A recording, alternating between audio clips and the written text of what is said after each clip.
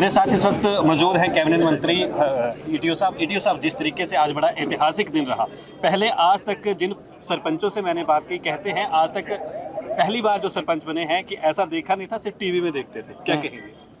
देखिए, आज का जो समागम हुआ है लुधियाना में, नए चुने गए जो सरपंच है उनको शपथ दिलाई गई है। तो हमारे माननीय मुख्यमंत्री भगवंत मान साहब और हमारे आम आदमी पार्टी के कन्वीनर अरविंद केजरीवाल साहब आए हुए थे।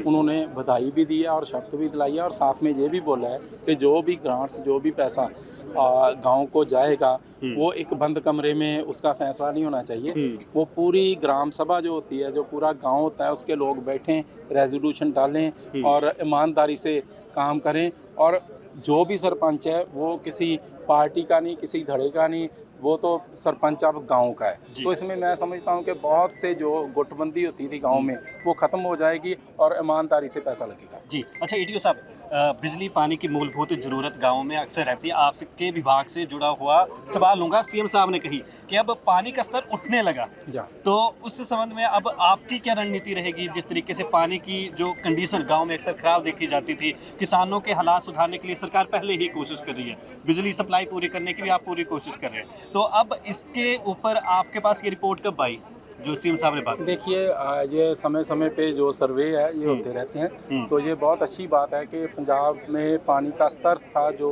बहुत निचले लेवल पर चला गया था, उसमें अब इम्प्रूवमेंट होनी शुरू हुई है, वो ऊपर आने लगा है। इसमें ज़्यादातर जो है वो हमने एक कनाल्स का जो वाटर था ना, पानी था, वो हमने खेतों तक पहुँचाया।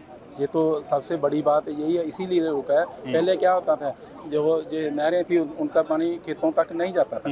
अब दूर दुराडे तक जो भी खेत हैं उन पे नहरी पानी जाने लगा है और निचले लेवल का पानी जो है वो सेव होने लगा है। सो और भी हम कोशिश करेंगे कि आने वाली जो हमारी जनरेशन्स हैं उसके लिए, क्योंकि पानी तो हमारे लिए बहुत अहम है, तो हम उनके लिए पानी जो है वो बचाएं। और जो अदर सोर्सेज हैं जैसे नहरी पानी है और जैसे कोई फसलें ऐसी उगाएं जिसमें पानी कम लगता हो, ऐसे और भी हम जो अच्छा किसानी पे ईटीओ साहब मुख्य सवाल लूँगा। दो अहम सवाल हैं। एक, कर्नाटका ने कल चावल की जो वहाँ पे भेजी थी, वहाँ पे उसको रिजेक्ट कर दिया, अब उससे पहले आंध्र प्रदेश ने की, तो ये आप इसके संबंध में कोई कदम उठाएगी? सरकार इसके संबंध में कोई कदम उठाने जा रही है कि ये क्यों रिजेक्ट किए जा रहे हैं?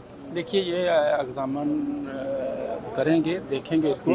लेकिन पंजाब का जो चावल है, जो पंजाब का है, वो हम तो उसमें कोई ऐसी कमी नहीं है, वो बिल्कुल जो मापदंड है उनके अनुसार ही है। जी अच्छा, एक डीएपी का सवाल रह गया मेरा, क्योंकि डीएपी को लेकर जैसे हरियाणा में इलेक्शन थे वहाँ पे भी किसानी एक चीज़ जुड़ी हुई है। पंजाब में अभी तक स्थिति अनुकूल है, लेकिन हालात वो हैं कि जैसे ही अब बाई इलेक्शन खत्म होंगे तो शायद किसान जो भी चुनावों में व्यस्त है वो भी देखिए, हमने सेंट्रल गवर्नमेंट से डिमांड की हुई है, हमें डीएपी का कम मिली है।